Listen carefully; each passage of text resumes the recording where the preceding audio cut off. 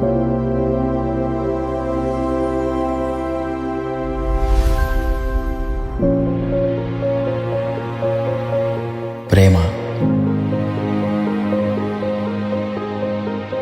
వీళ్ళిద్దరి దారి వేరైనా గమ్యం మాత్రం ఒక్కటే.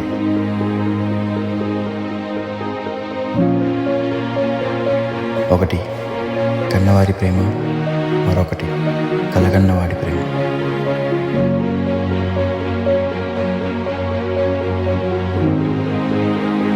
ఈ ఇద్దరి ప్రయాణాల్లో ఏది గమ్యాన్ని చేరుతుంది? ఏ ప్రయాణం గమ్యాన్ని ముద్దాడే పిలుపవుతుంది? ఏ ప్రేమ గెలుపు పిలుపు అందుకుంటుంది? మనము చూద్దాం.